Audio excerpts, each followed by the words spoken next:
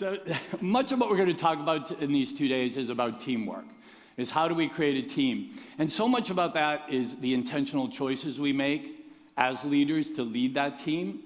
And it's interesting how, for me, I make a lot of first impressions. That's what I do for a living. And often you meet a person for the first time on a telephone call. And our first speaker today, I had the pleasure of meeting him on a telephone call. So last month, I wanted to call all the people who were going to be presenting, so I understood what they wanted to talk about. And the other keynoters I knew, but this guy, Rob Dube, I had never met before. So I called him, and for those of you who've never met Rob Dube, what happens instantly when you talk to this man is you understand immediately what this idea, when Gino talks about letting go of the vine, the superstar of letting go of the vine is sitting over there who's about to speak to you. Rob Dube is all about empowering others. In this conversation, I was interviewing him. I was trying to get information about him, and he listened more than he talked. That this was a man who clearly, in my mind, exhibited the perfect blend of confidence and humility. So much about what we talk about as leadership is, to be leaders, you have to have swagger, you have to have that cool, but you have to also have the humility to empower the team. And how we balance those two things is going to be a challenge that we'll be talking about for the whole 2 days. If you want to see the master at that skill, sit tight, fasten your seatbelts for the next little bit, because Rob Dube is going to tell us about that, and he's going to model it. I asked Rob some thoughts, and this is what he said to me, that EOS has empowered his team beyond all words. The words he uses, he said, helped us with our vision, to stay focused, to organize, and execute. Rob told me that without EOS, he would have never sold and been able to buy back his business again.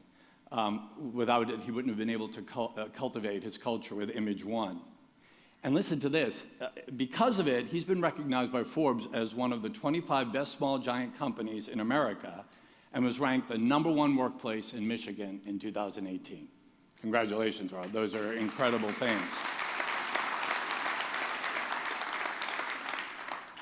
I can't think of anyone else better to launch a 2-day leadership training about how we empower others to make mindful decisions, how we make intentional choices all day long, than our very special guest, our opening speaker, Rob Dube.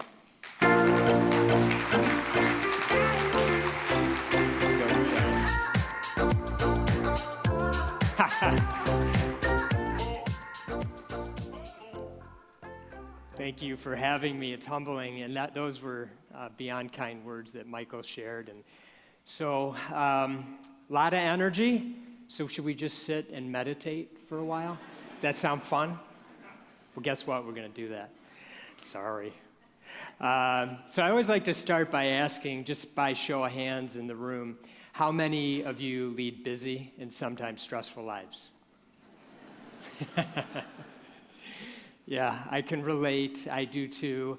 We're busy people. A lot of us are entrepreneurs. We're members of leadership teams, or maybe we're implementers here, and we're busy. We have lives going on, crazy schedules, very busy schedules. And so today, I want to take you through a mindfulness exercise where we're going to sort of tap into what a busy schedule actually feels like, both emotionally and physically.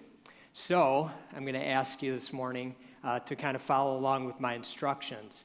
As I take you through, please, first and foremost, be sure that you're comfortable, and so that trumps all. So what I'm going to ask you to do is to sit forward just a bit in your chairs with your back off the back of your chair.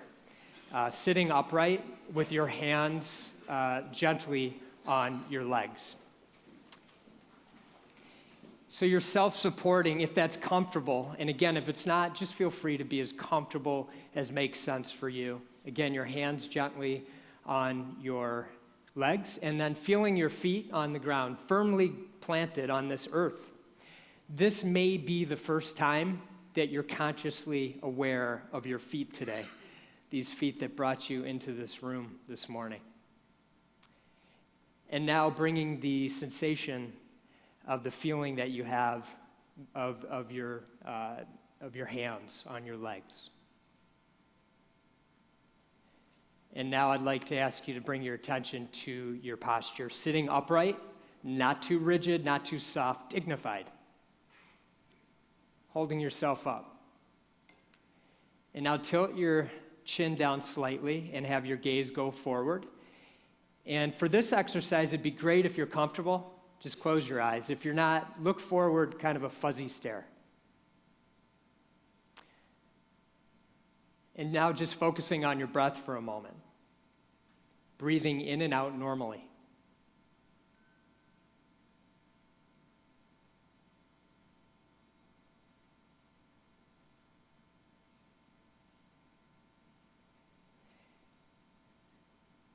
And now I'd like you to think about a busy schedule you had recently, maybe in the last week or so. Kind of bring yourself into that moment. Think about where you are at that moment. Maybe even what time of day it is and who you're with.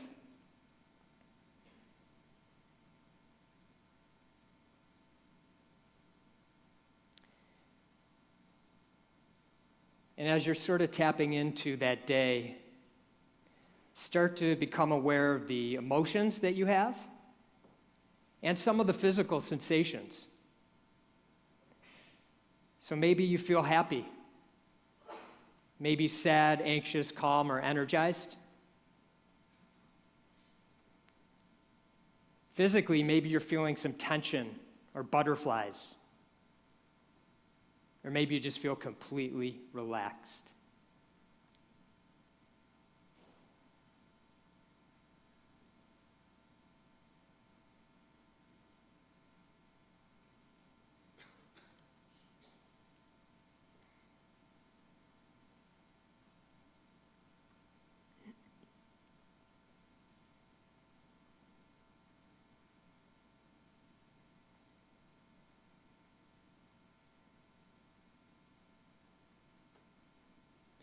Okay, now bringing your attention back to your feet, in your hands, in your body, opening your eyes, reorienting yourself with the room, with the people around you, and the energy around you.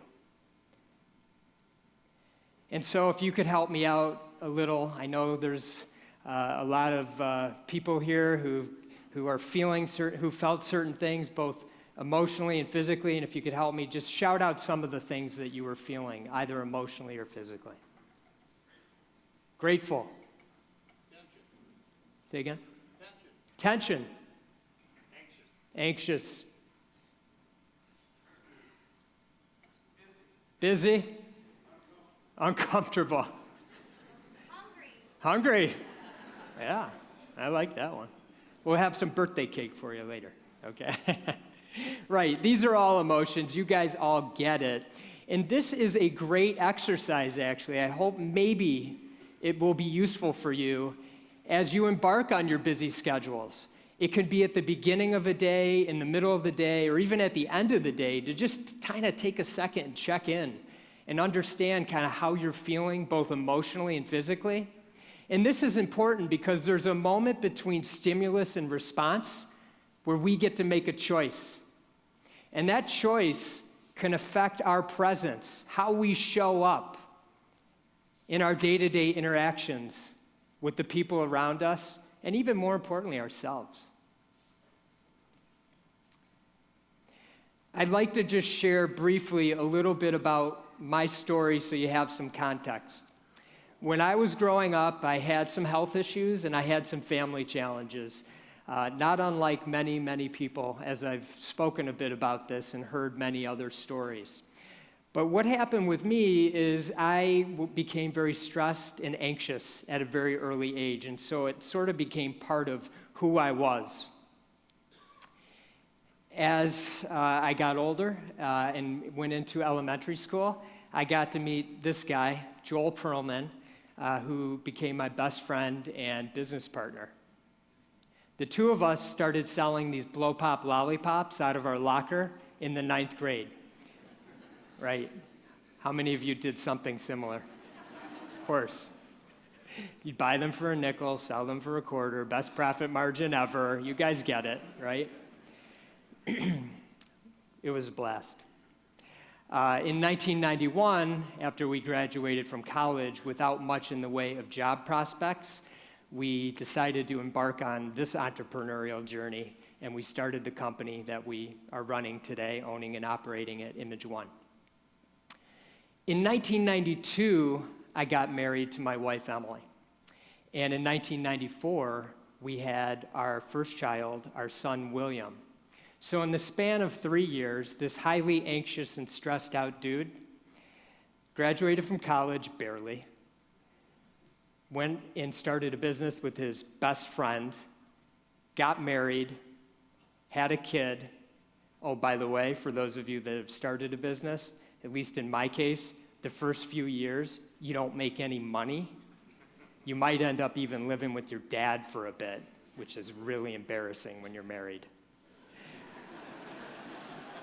For the first 8 to 10 years, Joel and I ran the company without any process. We were literally tripping over ourselves, and so were our team members, our employees. And thank goodness we were able to learn about EOS and begin to implement it. We were doing a halfway decent job, and I'm going to talk more about that in a second. And we did have the unique opportunity to sell the company at the end of 2004.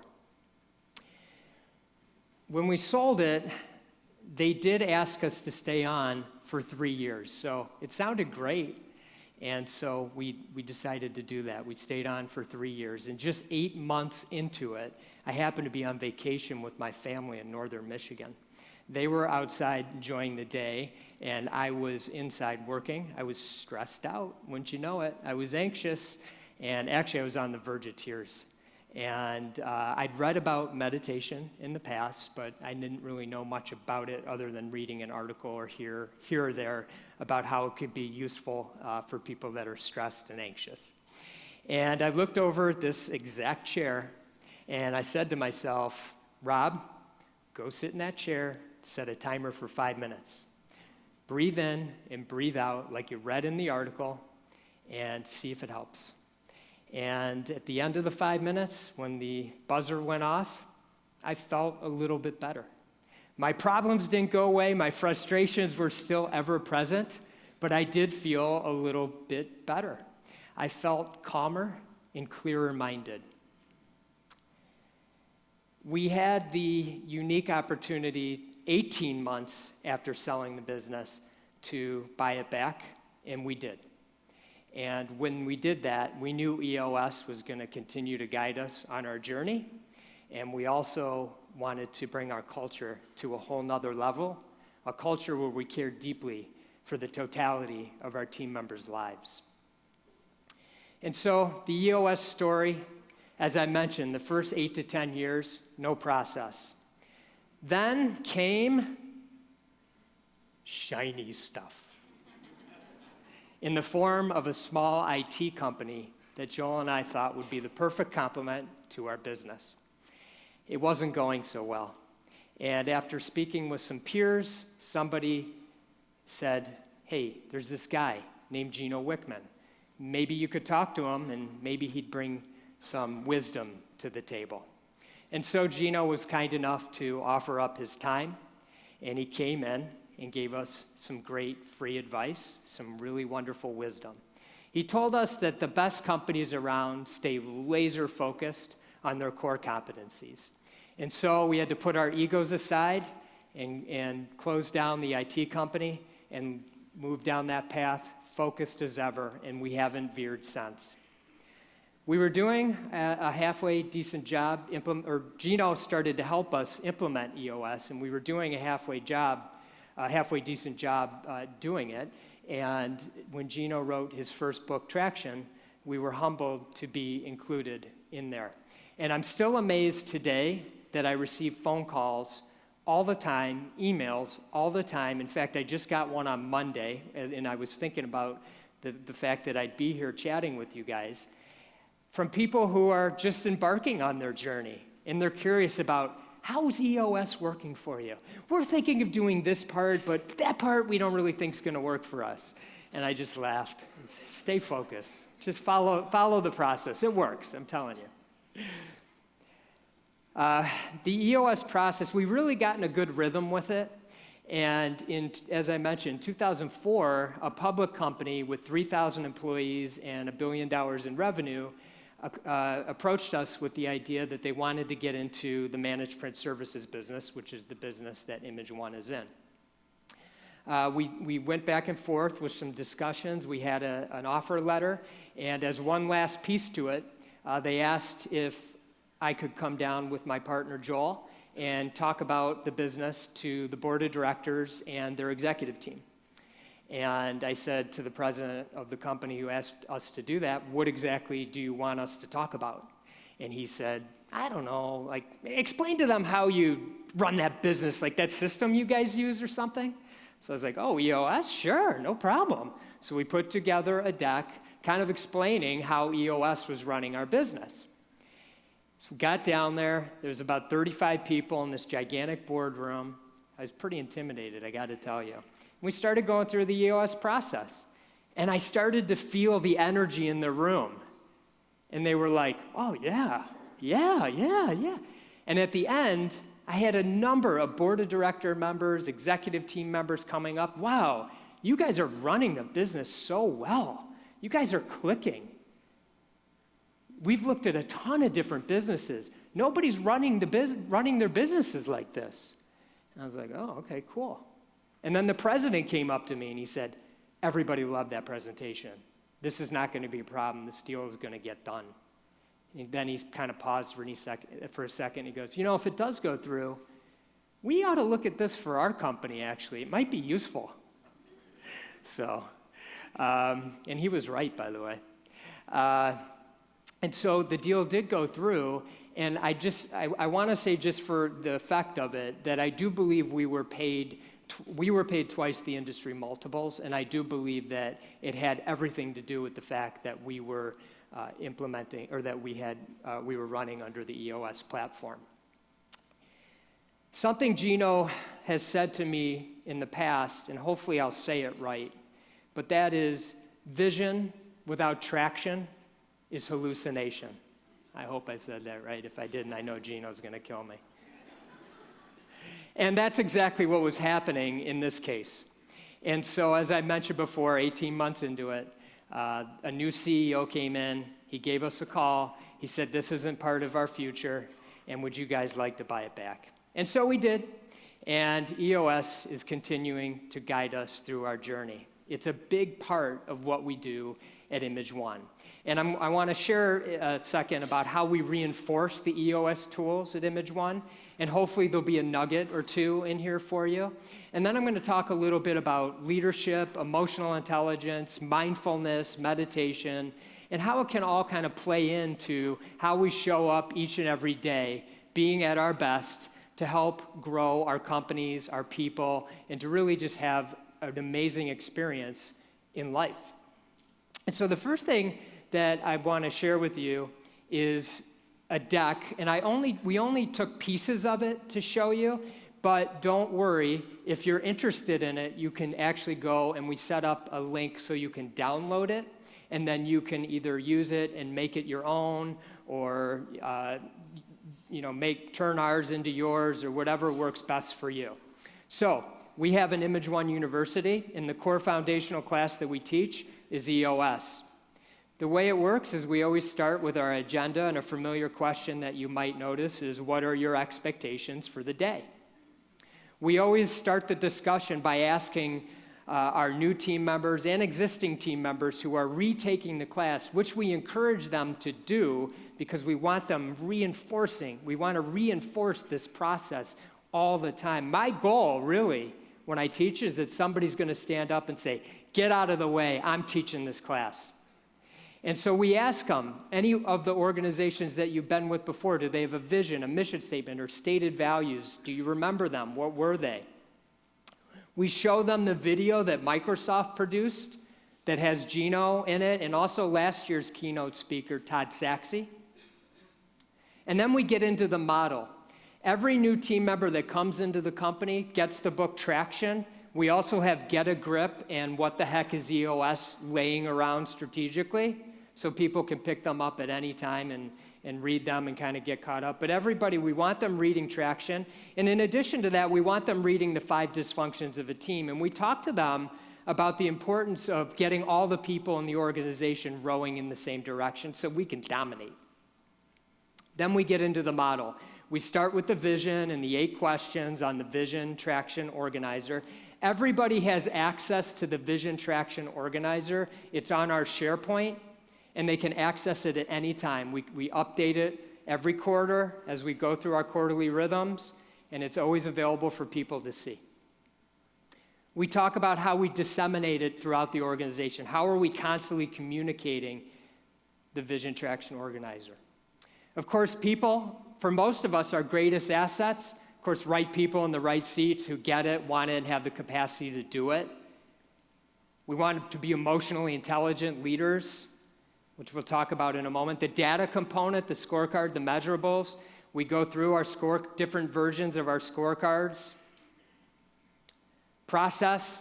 For us, it's about flawless execution. That's one of our core values. Our customers, when we surveyed them, they say the thing they appreciate most about us is that we're easy, efficient, and reliable. And so we have to be a well-oiled machine. So we go through the importance of that with our team members and the importance of everybody following processes to a T. And then the traction side of things. We talk about the rocks and the rhythms and the L10 meetings. We talk about the agenda, a good L10 agenda and what that looks like. And then finally, why the best companies around are awesome at IDSing. Identify, discuss, and solve. And we go through that. And then we end with a little game. We call it the EOS 1, 2, 3 game. It's a simple multiple choice game. 2 questions answered on the vision side of the VTO are, 1, what is your 1-year plan? What are your core values? 2, what is your 3-year picture? What are your quarterly rocks? 3, what is your core focus? What is your 10-year target? What's the answer? 3. If you answered 3, you are correct. Good job. If you answered 2 or 1, hook up with your implementer. I'm sure they'll help you through the process. So we have a number of questions like this that we take them through. And then we do a wrap. We go around the room. Were your expectations met? Rank the class from 1 to 10, and 1 word to describe how you're feeling. Okay, so as I mentioned, you can download this deck at donothingbook.com/EOS. Simply enter in your name, your email address, and it'll download.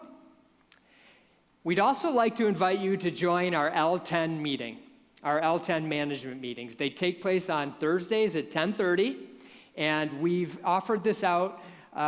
We started doing this a year or 2 ago, and we've had a good number of beginner and experienced practitioners either visit us in person or come on video. Some of our leadership team is actually remote, so we're very adept to tying in people via video. And we also include you in the meeting, so you're part of it.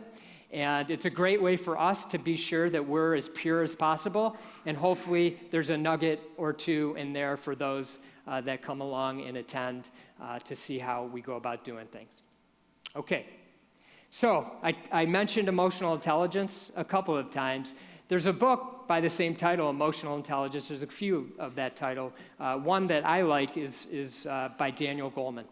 And Daniel Goleman talks about the best leaders around, and as a company as a company starts to grow, what the best leaders do. And the best leaders are really emotional intelligence. The IQ part of it starts to become less important, and the EQ part of it starts to take precedent. Because really, leading people is the number one thing that we've got to do when we show up each and every day.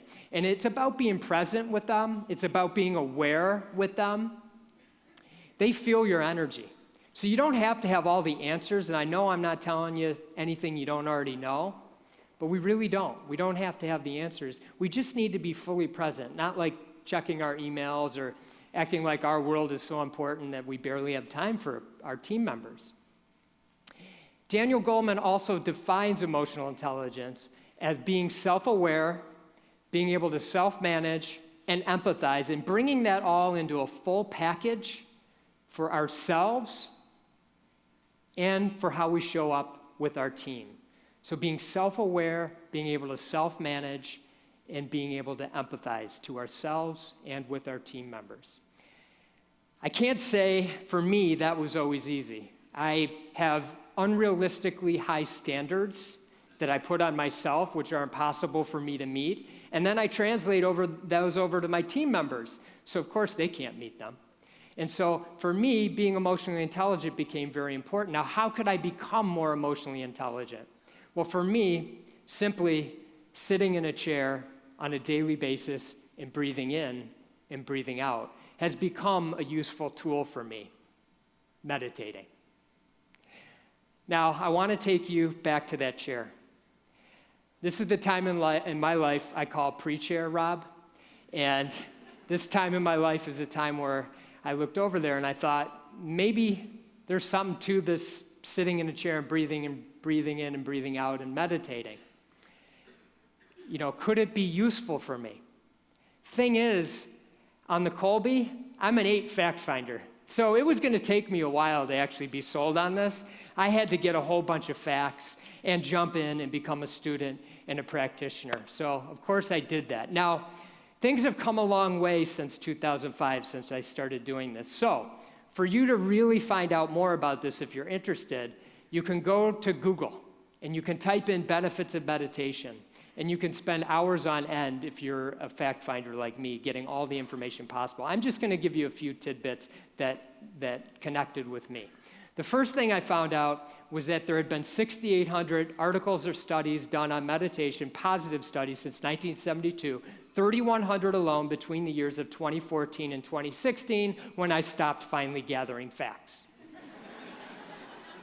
I learned that branches of the military all over the world were teaching meditation to their troops. What's that? Whatever you said sounds awesome. Places like the Virginia Military Institute, they created a class called Modern Warriorship, which simply teaches how to meditate and how to keep a meditation practice going. And then I learned that companies all over the world were incorporating meditation into their health and wellness programs. Places like Google, Salesforce, Ford, Apple, HBO, Procter & Gamble, and Aetna in the middle, which was recently acquired by CVS. A quick story I'd like to share with you. When I was writing my book, I cold called Mark Bertolini, who was the then CEO of Aetna. I had learned that Mark had a horrible skiing accident many years ago prior to becoming CEO of Aetna, and he has chronic pain which will be with him likely for the rest of his life. He tried all sorts of ways to cope with the pain, and somebody recommended that he take on a yoga practice and that he take on a meditation practice. Both worked quite well for him. The meditation practice helps him manage the pain. It doesn't make the pain go away. And so this became very useful for him in his life. And so when he took over as CEO of Aetna, their stock price was struggling. It was in, I think, the low 30s. And he went around the country to go ask many of their team members, employees, what was going on. And what he was finding out is that there was a whole lot of stress, anxiety, busy schedules, people just trying to get by, trying to make a living, trying to juggle it all. And he knew in the back of his mind, meditation might be useful for some of these people. Also, a raise wouldn't hurt, so he did that too.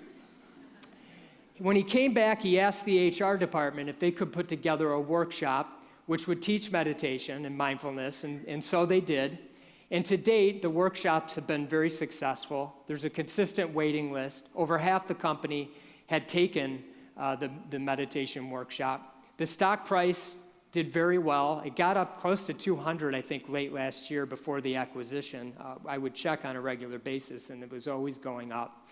And when I was meeting with Mark, I asked him for some of his insights and some of his thoughts on the workshop and what it was doing, and he said, well, look, there were a lot of things that had to do with the success of the stock price. It wasn't meditation that had it soaring, but what I did notice most is that people were just easier to get along with. And I can't put a price on that. And I can't either. Can you? No, you can't. And I learned how to meditate properly, how to sit in a chair properly, how to breathe in and breathe out properly.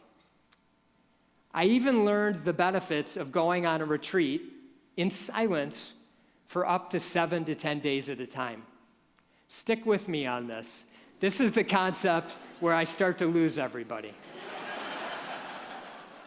It's going to be okay. You don't actually have to do it, but I highly recommend you consider it. So open your minds up for a moment. Enter into beginner's mind for a second, okay? Put away all the prejudgments around it. Because I was pretty scared when I went on a silent retreat as well. But I started to learn for myself it was extremely beneficial, and it was helping strengthen the foundation of this daily practice that I had taken on. So first I want to share with you the type of retreats that I've gone on. They are based on a program called Mindfulness-Based Stress Reduction, which was created by a person by the name of Jon Kabat-Zinn, who was an MIT neuroscientist. He created the program at UMass many, many years ago, and it's now used worldwide as an effective tool to teach mindfulness and meditation. The retreats that I go on usually have 1 or 2 teachers that guide you along the way. It's a secular program, meaning there's no religious connotation to it. And as we go through our day, we do sit and do nothing. We meditate for up to 20 to 30 minutes at a time. So we're not sitting and meditating the whole time.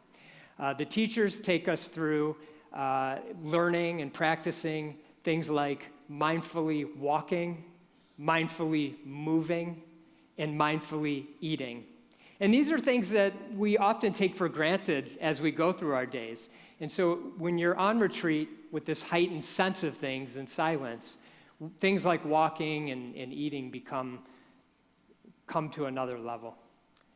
I got very excited about these retreats for myself, and at one point I came back from one, and we had a difficult situation going on at work. And I actually thought I handled it halfway decent. I was kind of surprised. I was impressed with myself.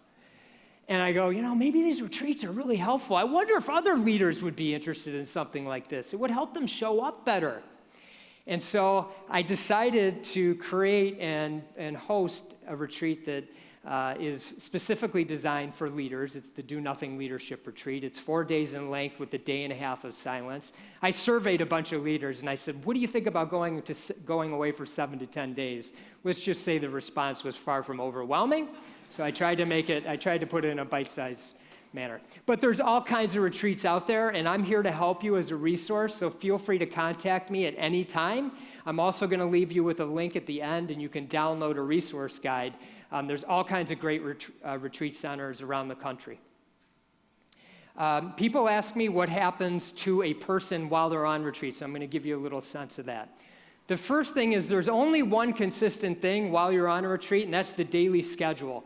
But because we go deep into silence and we're within ourselves, which is maybe the first time many of us have done that in our entire lives, amazing things start to happen. That's the unexpected. I promise you, you will experience boredom. But boredom is an extremely wise teacher. You will see, feel, hear, and taste nature like you've never felt it before. It's not like walking through the park. It's not the same. You'll realize what matters most. Now, I know each and every one of you know what matters most, but when you're on retreat, you start to feel what matters most. It's like a feeling. It's like if you play golf and you get a golf swing and then you start to feel the swing. I don't play golf, but I've heard that's what happens.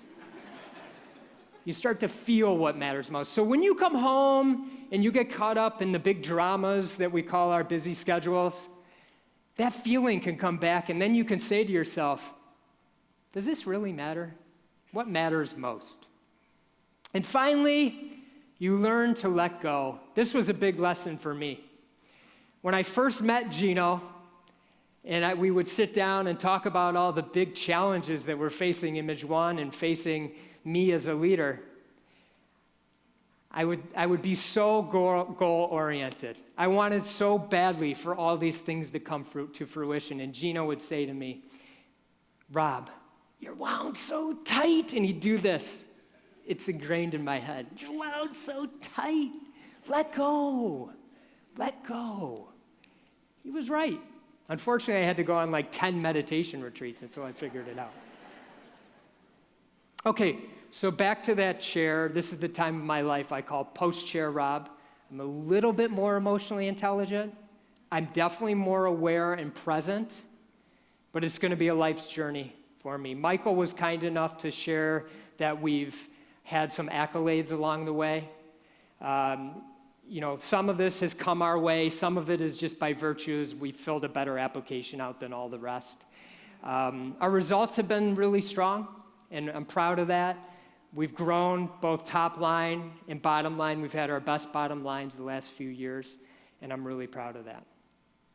EOS has had everything to do with that journey. It helped with the stress and anxiety that I was feeling. It let me gain control of the business. And that allowed me the freedom to become more emotionally intelligent, which helped me lead people better, a little bit better.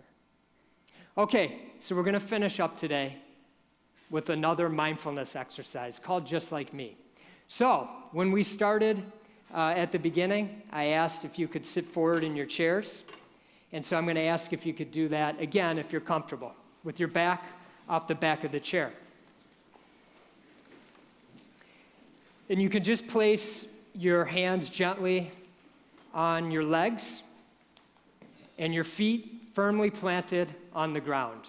Feeling the earth beneath you, this may be only the second time today you've consciously felt your feet. And now, bringing your attention to your hands, resting gently on your legs, and your posture upright, not too rigid, not too soft, dignified. Chin down slightly, eyes forward, fuzzy gaze, or most people choose, and myself, I choose to close my eyes. And now I'd like you to just focus in on your breath, breathing in and out normally. Pay attention to the path your breath takes.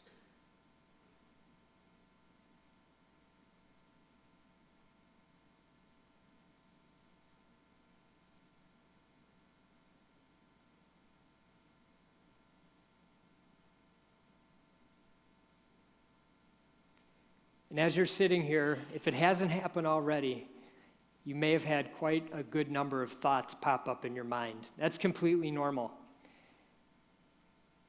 Allow that to just be an indicator to yourself to come back to focusing on your breath. That is the practice of becoming aware and being in the present moment, right here, right now.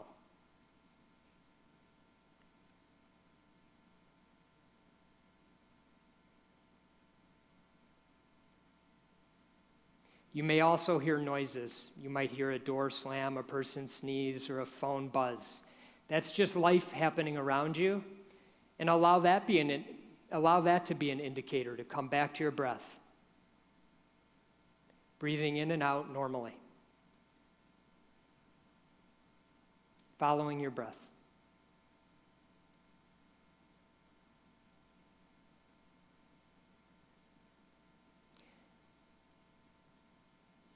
Now I'd like you to think about yourself for a second. Think about a mirror and look at yourself in the mirror. We're going to start with you, which is hard for most of us because we're accustomed to taking care of everybody else first. But today, just this morning, we're going to take care of ourselves first so we can show up and be the best to those around us. So looking in the mirror and getting a vivid picture of yourself. And just take a moment and wish yourself love and kindness, health and healing, and safety and security.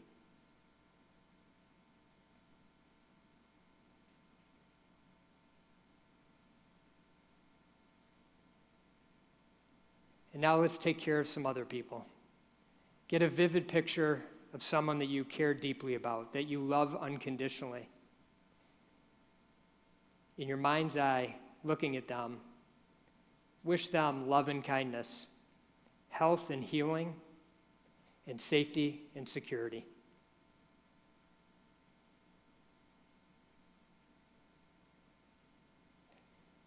And now, in your mind's eye, get a picture of somebody neutral in your life. It may be somebody who helped you here at the hotel today or when you checked in. Maybe it was your Uber driver. Maybe it was somebody at the airport, somebody at the coffee shop. Get a good picture of them and wish them love and kindness, health and healing, safety and security.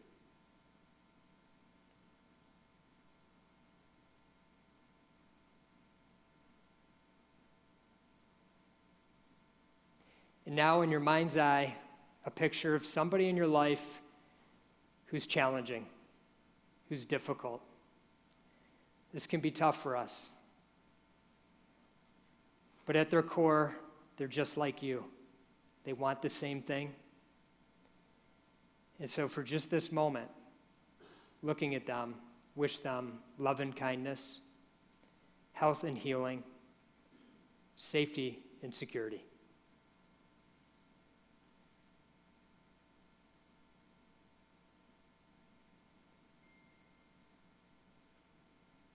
And now, somebody that maybe you've met here at the conference, a new friend, an old friend, somebody you traveled with, somebody that's sitting by you. Try to get a picture of them in your mind's eye and wish them love and kindness, health and healing, safety and security.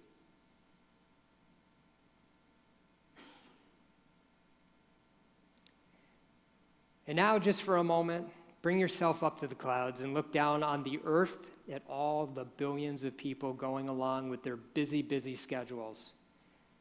And knowing that whether you agree with them or not, for most, at their core, they want the same things.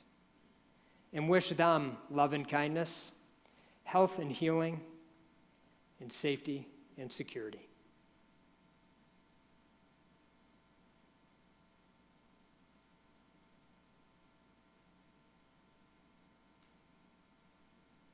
And now just bringing your attention back to your breath, breathing in and out normally.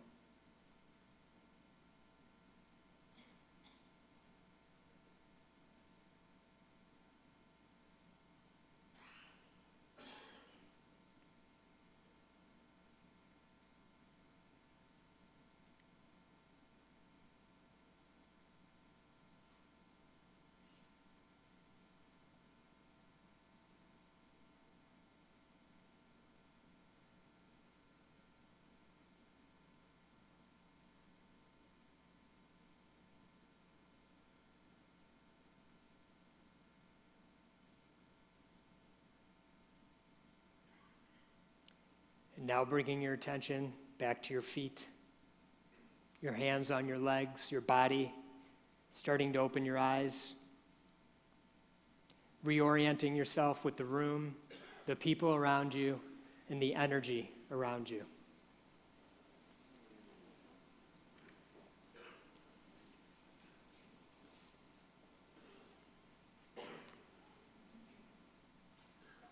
Thank you for allowing me to do that. I really appreciate you. And I wish you the best during this conference. I know you're going to learn a ton. Whether you're new to EOS or you've been doing it a while, there's always something to learn from all these amazing, wise people around us. I'd like to congratulate you for taking a moment at the beginning and the end here to do nothing, just simply checking in and breathing. As I mentioned, you can go to donothingbook.com. You can download this mindfulness guide that we put together. And I wish you all love and kindness and gratitude. Thank you for your time and attention.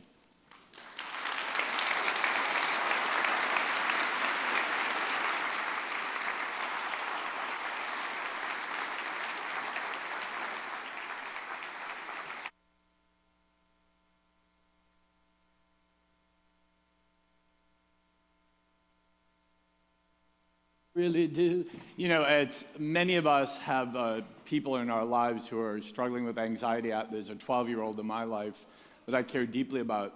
And Rob, she struggles with anxiety. And when I hear your story, I'm so inspired because you look like the complete antithesis to anxiety right now. Don't you love incongruity? When you hear like Rob's so incongruous, you know, he has like sort of the pristine cleanliness of a Benedictine monk, all mixed up with like the hot sensuality of Sean Penn, you know? It's like if Sean Penn and a Benedictine monk had a love child, there it is. It'd be Rob Dube. It's so cool. Rob, I have... Rob, if you want to put that in your bio, feel free. You don't have to quote me. You know, I have 7 big takeaways that I have that I want to share, Rob, that I took from this. First of all, I learned that you are easy, efficient, and reliable, much like my Audi A5. I learned that your version of Three's Company is a ménage à trois with your wife, Emily, and your father. I learned from you that when I go to Sophie's 5.5-hour dance recital, where she appears for a total of 18 seconds, and I am bored out of my mind, that boredom is a wise teacher. So thank you for helping with that. I learned that you were a blow-pop hustler in the 9th grade. That's good to know. I mean, these are important. I learned that pre-chair and post-chair Rob are equally hot. They're both cool. I think they're both pretty cool to me. I also learned what an infectious and gentle smile and spirit you have that instantly makes us feel like you're having a conversation with us rather than you're talking at us. And for my taste, you're one of the most centered people I have ever listened to. You're kind of like a tall, cool glass of lemonade on a hot summer day. Can we give it up again for Rob Dube, please? Yeah, outstanding.